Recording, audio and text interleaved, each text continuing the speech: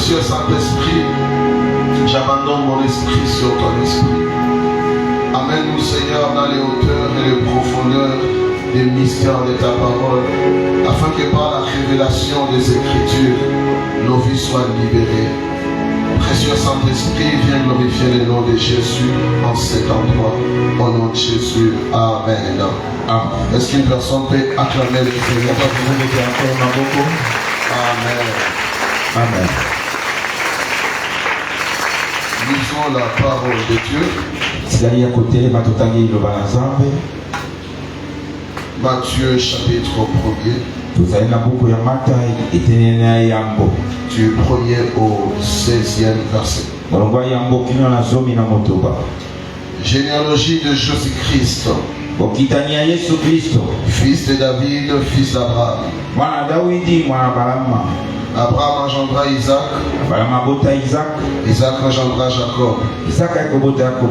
Jacob engendra Judas et ses frères. Judas engendra Tamar, Pharez et Zara. Pharez engendra Esrom. Esrom engendra Aram. Aram engendra Aminadab. Aminadab engendra Naasson. Naasson engendra Salmon. Salmon engendra Boaz de Rahab. Boaz engendra Obed de Ruth. Obed engendra Isaïe. Isaïe engendra David. Le roi David engendra Salomon de la femme d'Uri. Salomon engendra Roboam. Roboam engendra Abia. Abia engendra Asa. Asa engendra Josaphat. Josaphat engendra Joram. Joram engendra Ozias. Ozias engendra Joatam. Joatam engendra Akaz. Akaz engendra Ézéchias. Ézéchias engendra Manassé. Manassé engendra Amon. Amon engendra Josias. Josias engendra Jéconias et ses frères. Au temps de la déportation à Babylone. Après la déportation à Babylone, Jéconias engendra Salatiel. Salatiel engendra Zorobabel. Zorobabel engendra Abiud. Abiud engendra Eliakim. Eliakim engendra Azor. Azor engendra Sadok. Sadok engendra Akim. Akim engendra Eliud. Eliud engendra Éléazar. Éléazar engendra Matam engendra Jacob. Jacob engendra Joseph, l'époux de Marie, de laquelle est né Jésus, qui est appelé le Christ. Est-ce qu'on peut acclamer pour la parole? Amen. Nous pouvons nous rasseoir. Aide-moi à saluer 3 personnes. Dis-leur ceci. Ce soir, tu vas en finir avec les liens de ta famille. C'est convenablement, ce soir, tu vas en finir avec les liens de ta famille. Amen. Amen. Nous sommes en train de parler de la délivrance des origines familiales. Nous avons défini la délivrance comme la chasse aux démons. Mais aussi la délivrance, c'est sortir sous l'emprise de l'esprit géant. Comme Israël était sorti de l'emprise de Pharaon, de cette manière nous sommes appelés à sortir de l'emprise de tout tout esprit qui nous maintient dans la captivité. Parlant des origines familiales, nous avons démontré par la parole que la majorité des problèmes des hommes sur la terre viennent de leur famille. Le combat des parents tombe directement dans la vie des enfants. Les esprits qui ont combattu vos parents, ils finiront toujours par vous combattre à cause du sang que vous portez. Chaque personne est porteur du sang de ses ascendants. Et le combat spirituel est souvent dirigé contre le sang. Et dans le monde spirituel, le sang est porteur des héritages familiaux.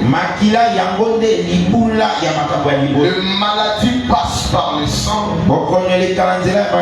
Le malédiction passe par le sang. Et les esprits contrôlent le sang.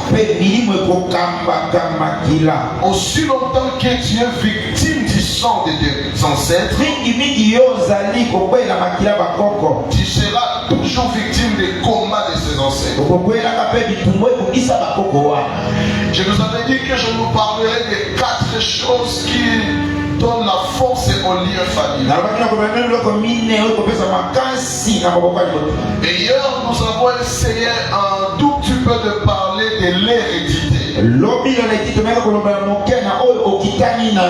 Les choses qui passent par la puissance du sang. Ce soir, nous allons avancer un tout petit peu. Quitter l'évangile de la victimisation et entrer un peu dans l'évangile de la responsabilisation. Tous les combats que nous avons ne viennent pas nécessairement de nos parents.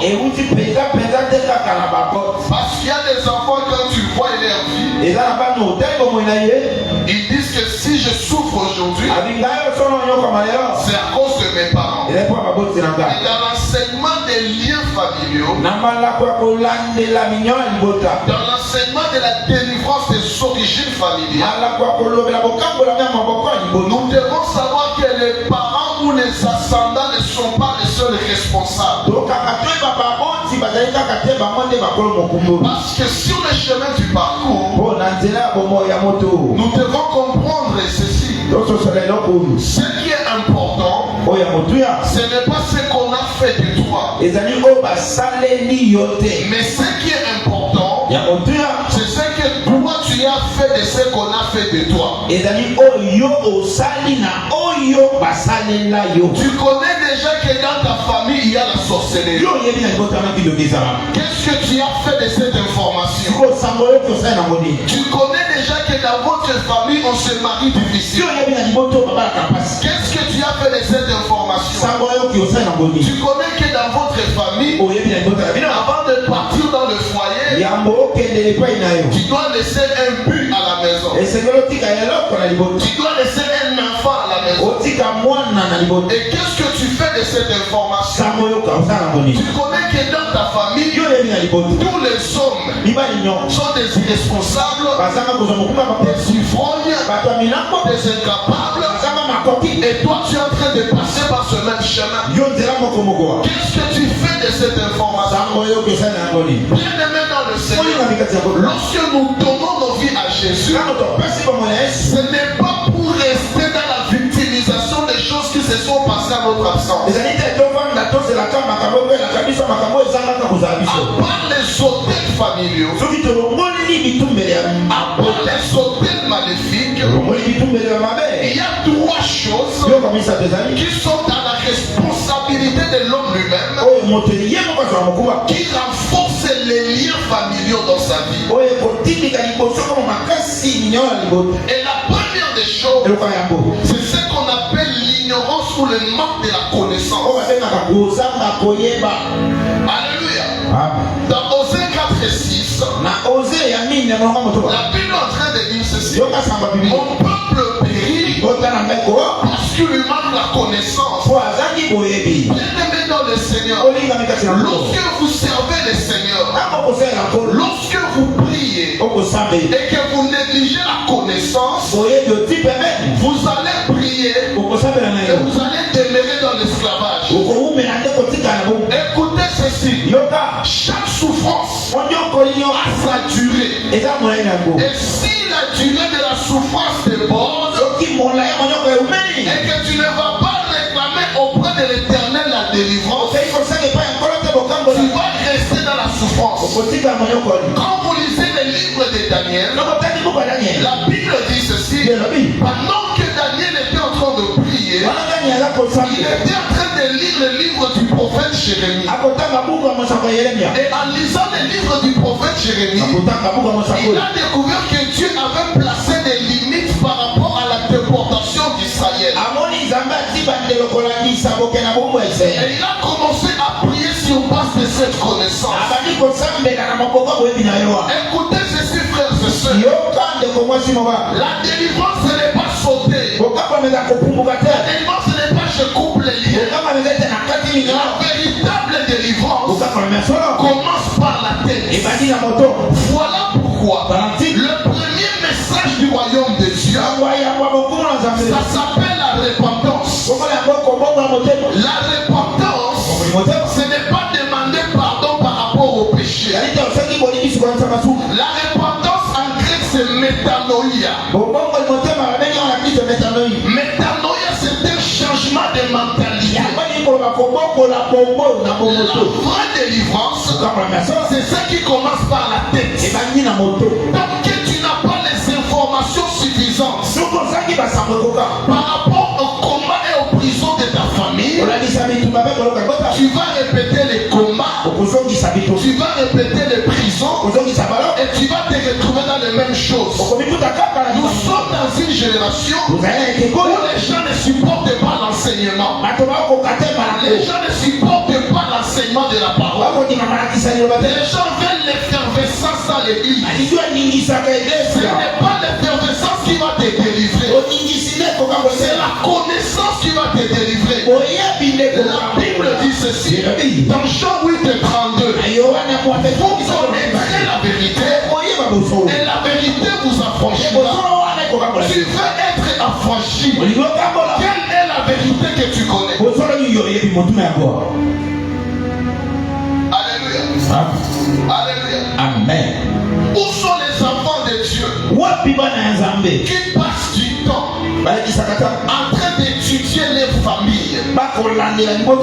Quelles sont les maladies de mes parents? Quelles sont les faiblesses de mes parents? Quels sont les combats de ma famille? Quelle stratégie je dois monter pour ne pas répéter ces choses? Alléluia. Parmi les choses qui donnent au diable le pouvoir sur les enfants, c'est l'ignorance. Aujourd'hui, les gens sont des esclaves parce qu'ils sont seulement ignorants. Esclaves de faux prophètes, esclaves de faux docteurs, esclaves de faux apôtres, parce qu'ils n'ont pas la connaissance. Si je vous demande ici, qui est venu avec la Bible, ça va être étonnant, parce que nous avons besoin de l'effervescence, nous n'avons pas besoin de la connaissance. Bien-aimé dans le Seigneur, tant que tu n'auras pas la connaissance, on peut te délivrer maintenant et t'enchaîner demain matin. Parce que si tu ne connais pas les choses dont Dieu t'a délivré, tu vas retourner dans la prison. Alléluia. Qu'est-ce que tu connais? Les noms que tu portes. Quelle est la signification de ton nom? Quels sont les combats qui sont liés à ton nom? Tu viens de quelle tribu? Quel est le totem de votre tribu? Quel est l'animal qui combat votre tribu? Quand tu n'as pas l'information par rapport à ces choses, Tu vas faire des gymnastiques de délivrance. Et tu ne vivras pas de délivrance. Alléluia. L'église n'est pas un parti politique où les gens viennent crier, sauter et rentrer, jeter des offrandes et rentrer à la maison. Mais la délivrance, c'est s'asseoir, regarder sa vie. Qu'est-ce que j'étais hier? Qu'est-ce que je suis devenu aujourd'hui? Et qu'est-ce que je suis en train de devenir demain? Alléluia. Combien de 40 jours vous avez fait? Combien de 100 jours vous avez fait? Mais tu as le même problème. Tu as la même requête. Tu ne sais pas pourquoi tu pries. Tu ne connais pas ta prison. Tu pries la prière de tout le monde. Alléluia. Tu es en train de prier pour le mariage. Alors que ton problème ce n'est même pas le mariage. Ton problème c'est le caractère. Au lieu de prier pour ton caractère, tu pries que Dieu t'élève. Ton problème ce n'est pas la position. Ton problème c'est que Dieu transforme d'abord ton caractère. Bien-aimé dans le Seigneur, cherchons la connaissance.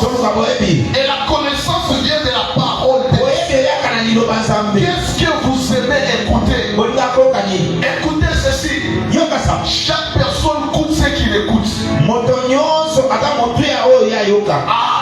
Chaque personne écoute ce qu'il écoute. Ce sont les choses que tu écoutes qui donnent la valeur à ce que tu es en train de devenir. Alléluia. Qui est ton ennemi? Est-ce que ton voisin c'est lui-là ton ennemi? Quand tu ne connais pas qui est ton ennemi, tu vas mal combattre. La deuxième des choses qui renforce les liens familiaux, qui renforce les combats des origines familiales, c'est le péché. Alléluia. Bien aimé dans l'esprit, certainement nos ancêtres n'ont pas bien marché avec Dieu. Certainement nos ancêtres n'ont pas connu Jésus. Certainement nos parents n'ont pas eu le temps de servir Dieu. Et toi alors, comment tu marches avec Dieu? La Bible dit ceci. Quand vous lisez Romains chapitre 6, à partir du 12e verset, l'apôtre Paul est en train de parler à l'église de Rome. Il est en train de leur dire ceci. Toute personne est esclave du péché qui n'arrive pas à abandonner. Aujourd'hui, tu veux que Dieu te délivre de la famille. Mais tu es encore esclave du péché. Tu es encore esclave de l'iniquité. Tout péché que tu n'arrives pas à abandonner. Ce péché est en train de renforcer l'emprise du diable sur ta vie. J'aimerais te dire ceci. Les diables, les démons n'ont de pouvoir dans nos vies que ce que nous leur donnons par le péché. Alléluia. Amen. Quand Dieu nous invite à la crainte de son nom, quand Dieu nous invite à la haine du mal, c'est pour nous amener à la véritable liberté. Il n'y a pas de délivrance dans la culture du péché. Il n'y a pas de liberté dans la culture de l'iniquité. Tu peux chanter la délivrance, mais si tu es encore esclave de l'impudicité, si tu es encore esclave de la masturbation, si tu es encore esclave de moquerie, si tu es encore esclave de calomnie, si tu es encore esclave de la jalousie, si tu es encore esclave de l'ivrognerie, si tu es encore esclave du vol, si tu es encore esclave du mensonge, quelle que soit la délivrance que je t'annonce, je vais te délier à 20h et tu vas encore te lier à 22h. Alléluia. Amen. Voilà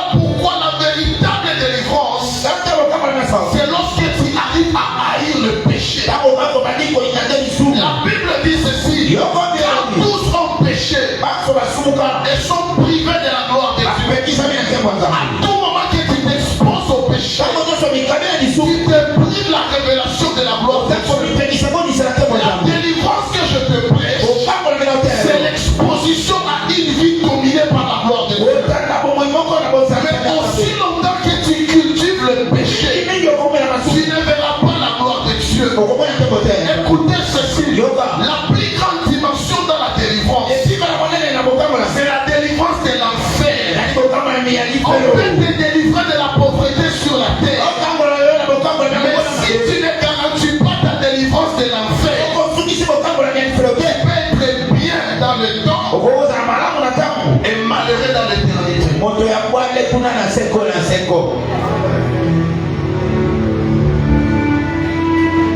Alléluia.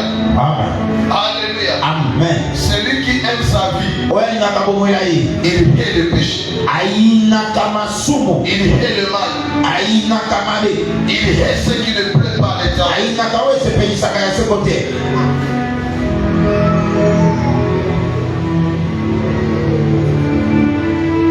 Les désirs de la délivrance se voient dans notre discipline par rapport à l'iniquité. Tant que tu tolères le péché dans ta vie, je peux prier pour toi par imposition de je peux chasser les démons de toi. Mais la Bible dit ceci: chaque fois que les mauvais esprits sortent, dans Matthieu chapitre 12, Jésus est en train de dire ceci: quand tu chasses un mauvais esprit de il sort, il va dans les lieux arides, il revient chaque jour pour vérifier si sa maison est toujours fermée.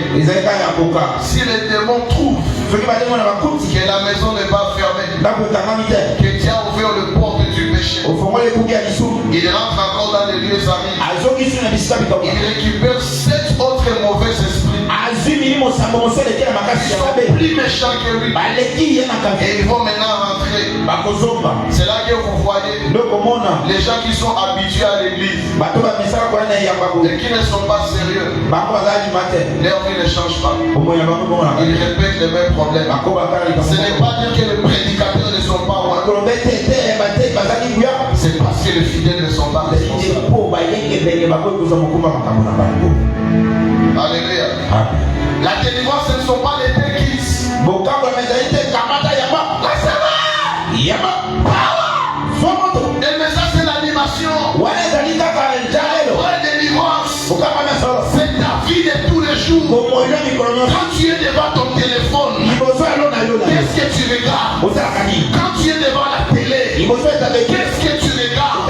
Quand tu es seul dans ta couche, quand tu es seul dans ta chambre, qu'est-ce que tu fais? Quand les autres ne sont pas là, qu'est-ce que tu dis d'eux? C'est par rapport à ces habitudes que ta liberté en Christ va se manifester.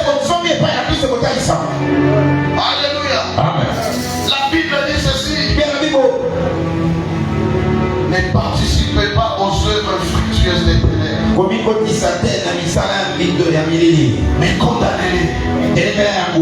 Bien-aimés dans le Seigneur, au-delà de chasser les démons, chasser le mal dans vos vies, chasser les mauvaises habitudes dans vos vies. Il y a même des gens qui exagèrent, ils amènent le péché même jusque dans le temple. Comment tu peux prendre un engagement devant l'autel, avec cette enveloppe, tu jettes ça dans ta chambre et tu penses que dans le monde spirituel ça va rester comme ça? Nous prions pour que Dieu délivre vos finances, mais vous posez des actes qui rendent encore vos finances captives. Alléluia. Alléluia. Amen. L'ignorance, la culture du péché, ça renforce les liens frères. Alors écoutez ceci: lorsque nous sommes dans l'église, il y a une loi particulière prière Et dans mon peuple, on l'a dit à vous. qui nous permet de sortir Et puis, c'est lui, de l'emprise des origines familiales. C'est ce qu'on appelle la loi de l'exception. Suivez-moi ici très bien. Lorsque Christ devait venir sur la terre, il devait passer par la foi de tout le monde. Jésus devait passer par les entrailles d'une femme. Parce qu'il devait opérer sur la terre. Maintenant, le problème avec les entrailles d'une femme, c'était la malédiction de Genèse chapitre 3. Après le péché originel, l'Éternel a maudit Ève et sa postérité. Après avoir maudit même l'accouchement de la femme, de toutes les façons, tout ce qui passerait par le ventre d'Ève devait être touché par la malédiction. Et la malédiction dans la vie de la femme a été placée à la porte d'entrée de sa matrice. Alors toute semence qui devait entrer par la femme, cette semence devait être automatiquement maudite. Alléluia. Tout ce qui passe par la voie de la femme était emprunté par la malédiction. Parce que le péché originel a rendu la femme incapable de donner ce qui est pur. Et quand Jésus va venir, dans Matthieu chapitre 1er, on parle de la généalogie de Jésus. Là où je nous ai lu, quand vous commencez à partir d'Abraham jusqu'à Joseph, le bout de Marie, la Bible dit ceci: Abraham engendra Isaac, Isaac engendra Jacob, Jacob engendra Judas et ses frères. Et quand vous lisez toute cette généalogie, il y a des hommes qui engendrent les hommes. Quand vous allez dans la définition du verbe engendrer, engendrer c'est donner la vie. Engendrer c'est être à la source de l'existence de quelqu'un. Dans toute la généalogie de Jésus, tout le monde a été engendré. Mais quand Jésus devait naître, dans Matthieu 1,16, la Bible ne dit pas que Joseph engendra Jésus. La Bible dit ceci: Jacob engendra Joseph. C'est Joseph et l'époux de Marie, de laquelle Jésus est né. Jésus n'a pas été engendré. Jésus était né. Alléluia. Amen. Pourquoi Jésus a refusé d'être engendré? Parce que si tu es engendré par l'homme, tu vas prendre le sang de l'homme. Et dans le sang de l'homme, il y a la malédiction, il y a le sodèle, il y a le blocage, il y a la coutume. Et comme le sang de l'homme est maudit, il fallait que Dieu donne le sang de Jésus à Gabriel. La Bible dit ceci: au commencement était la parole. La parole était avec Dieu. Et la parole était Dieu. La parole a porté la chair. Et elle a habité parmi nous. C'est lui qui devait naître. Il devait s'appeler la parole.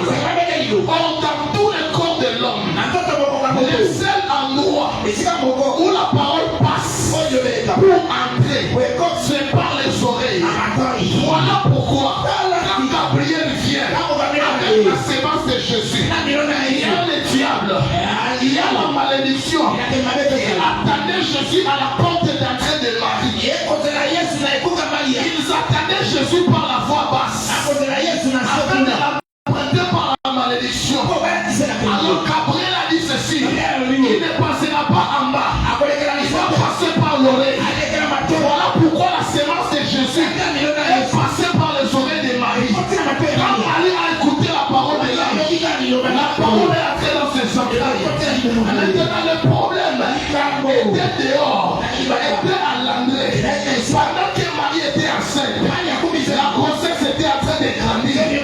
Le jour où Jésus devait naître, il était né avec la mission de détruire la malédiction qui était en train d'infecter toutes les semences. Quand Jésus était sorti, il a réparé le problème des entrailles des femmes. Voilà pourquoi la prophétie dit ceci: la postérité de la femme écrasera la postérité du serpent. Parce que cette postérité de la femme, elle n'est pas sous la malédiction, elle fait partie de l'exception. Et ce soir, si Marie est une femme, moi je vois une deuxième femme. La Bible dit ceci: l'église c'est l'épouse de Christ. Si Jésus était né par Marie, toi aussi tu es né dans l'église. Et quand tu es né dans l'église, la malédiction de ta famille n'a plus de l'impact sur toi. Parce que toi tu fais partie de l'exception. Je lève ma main comme un prophète. Je déclare et je décrète sur tous les enfants de l'ACT, sur tous les enfants de cette église qui est né spirituellement dans cette église. Je vais déclarer sur toi la malédiction de ta famille n'a plus de pouvoir sur toi. La malédiction de ta coutume n'a plus de l'impact sur toi. La malédiction de ta tribu n'a plus de l'impact sur toi. La malédiction de ton clan n'a plus de l'impact sur toi. La malédiction de ton thème n'a plus de pouvoir sur toi. La Bible déclare dans Romains chapitre 8, le premier verset: il n'y a maintenant aucune condamnation pour ceux qui sont en Christ. Il n'y a maintenant aucune condamnation pour ceux qui sont pas dans la coutume, pas dans la tradition, pas dans la religion, pas dans les histoires. Pour ceux qui sont en Christ, donne-moi la main, je te prêche. Donne-moi la main, je te prêche. Chez les Grecs, quand on dit aucune condamnation, on appelle ça comment? Ta crime. Il y avait quoi ta crime? Il y avait quoi ta crime? Bien aimé dans le Seigneur, quand tu n'as aucune condamnation, cela veut dire ceci: tu as été accusé, mais ton avocat, il a bien plaidé ta cause et tu t'es retrouvé sans condamnation. Je vais te dire ceci: quand tu regardes ta famille, il y a des raisons que tu n'avances pas. Quand tu regardes ta famille, il y a des raisons que tu ne prospères pas. Quand tu regardes ta famille, il y a des raisons que tu ne sois pas content et heureux. Mais j'aimerais te dire, nous avons un avocat auprès du Père. Lorsque les démons viennent nous accuser au nom des hôtels maléfiques, de l'avocat s'élève et il dit ceci: il n'est pas né de cette femme, il est né de l'église. Et quand tu es dans l'église, aucune condamnation, aucune condamnation, aucune condamnation. Même si tu as avorté, si tu as pris en Jésus, aucune condamnation. Même si tu viens de famille de sorciers, si tu as pris en Jésus, aucune condamnation. Même si tu viens d'une famille pauvre, si tu as pris en Jésus, aucune condamnation. La Bible déclare l'évangile, c'est la puissance de Dieu pour le salut de quiconque croit. Ce que je te prêche, ce n'est pas le raisonnement humain. Ce que je te prêche, c'est l'évangile. Et la Bible déclare dans Jean chapitre 8, le 6e verset: si le Fils de l'homme vous libère, vous serez réellement libre. Vous serez réellement libre. Je lève ma main comme un prophète. Je déclare que je décrète: si est libre de tête, si est libre de péché, si est libre de la maladie, si est libre de la pauvreté, si est libre de blocage, si est libre des influences maléfiques, si est libre de tout blocage, si est libre des autorités démoniaques, si est libre de toutes les maladies, si est libre du rhumatisme, si est libre du diabète, si est libre du célibat. Toi tu ne vas pas divorcer, toi tu ne vas pas divorcer, toi tu ne vas pas enterrer tes enfants, toi tu ne vas pas enterrer tes enfants, toi tu ne tomberas pas en faillite. I feel like I want to preach now. Je sens comme si je vais prêcher. péché. Bien-aimés dans le Seigneur, quand nous entrons à Christ, il place en nous la loi de l'exception. Et l'exception, c'est la différence. Quand on parle de la différence, on voit les rapports entre deux nombres et on opère ce qu'on appelle la soustraction. Il n'y a pas de différence sans soustraction. Alors quand Dieu t'appelle à faire la différence dans ta famille, il te soustrait des listes de maudits de ta famille. Dis-moi quel est ton nom. Dis-moi quel est ton nom. La sœur personne comme on a eu.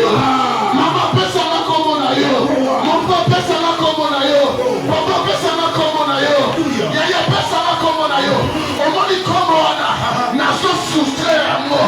La liste va maudit. Comme on a. N'a pas soustrait à moi. La liste va pauvre. Comme on a. N'a pas soustrait à moi. La liste va pauvre. Comme on a. N'a pas soustrait à moi. La liste va locataire. Comme on a. Parce qu'on nous prend la liste à la célibataire. Même quand on a déjà la mariage dans yo. Voilà. La sauce sociale alors. La liste à la faible. Pendant que je suis en train de parler, je vois les dieux de ce côté. Donner des trônes aux enfants d'accepter. Tu es en train de donner des trônes, des sphères de domination. Que dans ton business, que l'Éternel te donne un trône. Que dans ton business, que l'Éternel te donne une situation.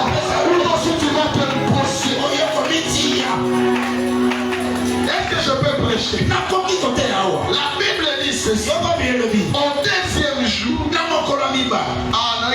chiffre des zones. Au deuxième jour, l'Éternel, il sépara les eaux qui étaient au-dessous et les eaux qui étaient en dessous. Suivez-moi très bien. Au départ, c'était une famille des eaux. Mais c'est comme c'était le deuxième jour. Et que le chiffre 2, c'était le chiffre de la différence. Il fallait qu'il y ait une différence. Dans la même famille, c'est la famille des eaux.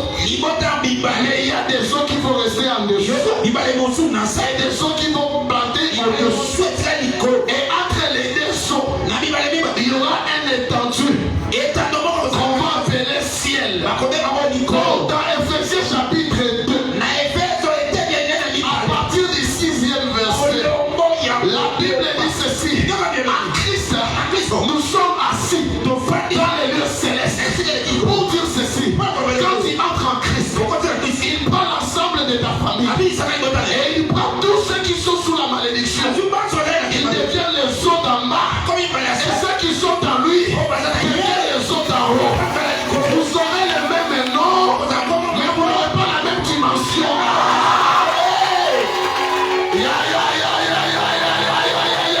Vous aurez le même poste et nom, mais vous n'aurez pas la même dimension. Et c'est en bas, toi tu seras en haut. Et c'est en bas, toi tu seras en haut.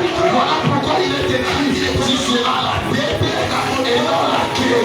Tu seras en haut et non jamais en bas. Tu seras le premier et non le dernier. Je l'ai promis comme un prophète. Il déclare des professeurs de toutes les personnes qui me disent amen 3 fois. Que l'élévation est dans sa maison. Que l'élévation est dans sa maison. Que l'élévation est dans sa famille. Tout le monde amène, je le prêche. Tout le monde amène, je le prêche.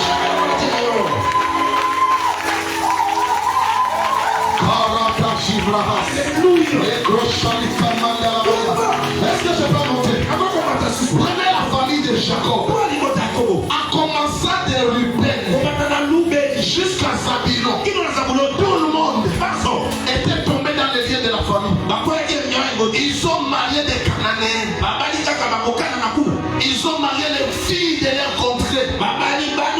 Et ils ont renforcé la malédiction. Mais il y avait un jeune homme. Quand il était venu au monde, il avait les signes d'eux. Il avait les chiffres de la différence. Là je parle de Joseph. Quand Joseph est venu, il est venu avec les chiffres d'eux. Fais comme ça, fais seulement comme ça. Fais seulement comme ça. Quand Joseph est venu, il est le fils de Jacob. Jacob est le deuxième fils d'Isaac.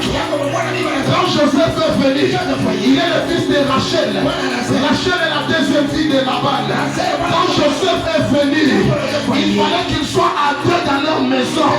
Voilà pourquoi Rachel a inventé Joseph et Benjamin. Comme Joseph était du chiffre 2, non, donne-moi deux, j'avance. Donne-moi deux, j'avance. Quand il était dans la maison de son père, il a fait combien de songes?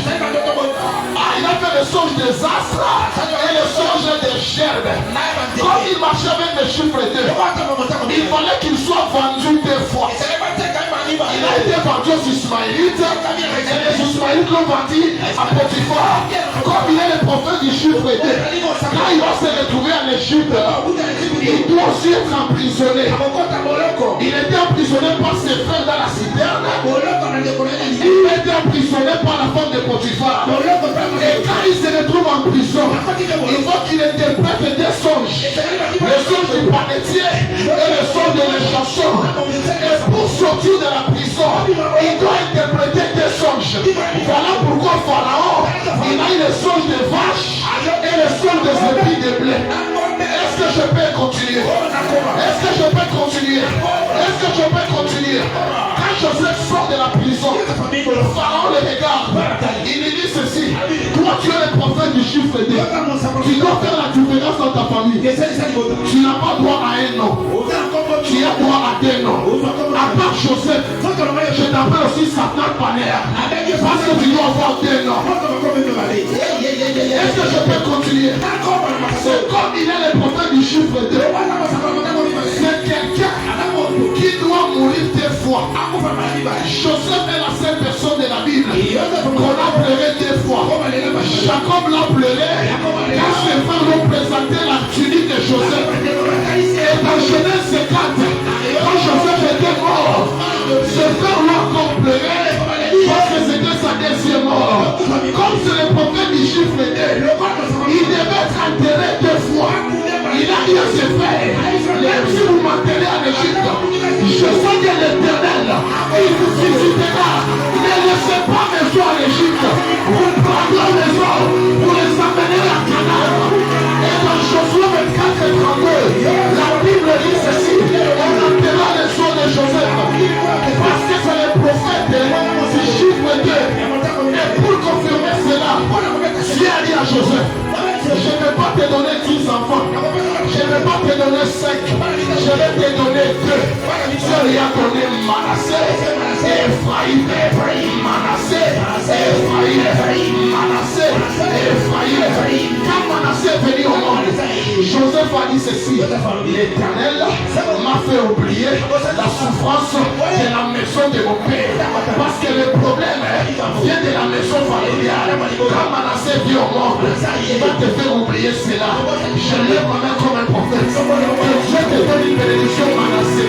Que le Dieu du prophète Jigène te donne une bénédiction, Manassé. Quand tu auras cette bénédiction, que tu oublies la souffrance de ta famille, que tu oublies les liens de ta famille, que tu oublies les combats de ta famille, que tu oublies les blocages de ta famille, que tu oublies les blocages de Kinshasa. Je ne connais pas le nom de ta famille, je ne connais pas combien de fois tu as souffert, mais à partir de ce soir, je vois un Manassé qui va naître dans ta maison. Ça vient prophète Kachala. Après ça, il y a fiancé Manassé. Après ça, il y a fiancé Manassé. On va lui voir comme Manassé. Après ça, il y a on commence à la déception. On commence à la prison. Il y a Parama Chataraba. Et quand le deuxième est venu, il a appelé Ephraïm en disant ceci: l'Éternel m'a rendu fécond dans un pays étranger. J'aimerais te dire ceci: tu n'as pas besoin d'être originaire de quelque part pour réussir à ce endroit. Partout où tu arriveras, que Dieu te donne l'Ephraïm, que tu sois fécond, que tu multiplies, que tu produises, que tu ailles au-delà. Je prophétise que tout dollar entre tes mains devient 5 dollars. Quelqu'un peut prendre 5 000 francs de semaine. Quelqu'un peut prendre 1000 francs de semaine. Quelqu'un peut prendre 10 000 francs de semaine. Je vais libérer l'onction de Joseph. L'onction de Dieu. L'onction de Dieu. L'onction de Dieu. Prends une semence entre tes mains. Shadamaya, Rosotokobo Shikabaya, Zubro Shadamaya Nada, Zotoria Mandarabashata, Nikandarabashatarabaya. Pendant que je lève ma main ce soir, que toutes les mains qui est en train de toucher le tête de Dieu, que l'onction de Joseph, l'onction d'Ephraïm, que la fécondité touche tes mains, tu touches le tête et la fécondité entre dans tes mains, tu touches le tête de Dieu et la fécondité touche ton travail, tu touches le tête de Dieu et la fécondité touche tes entreprises.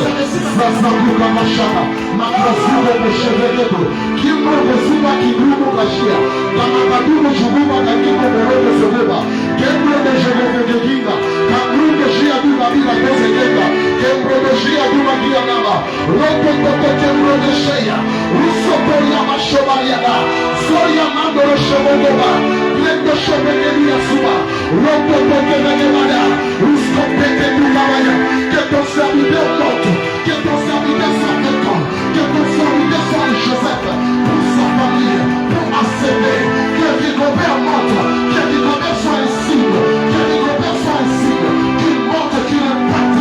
Rapokotokomayaka, Zekorotoshikamayaka, Roshakatapayaba, tiens-toi debout là où tu es. Tu es en train de battre le pays, tu es en train de détruire les réclamations familiales. On se graisse, allez dans l'église, puissance de la propriété, on se graisse, la serme de Jésus, la combo de Jésus.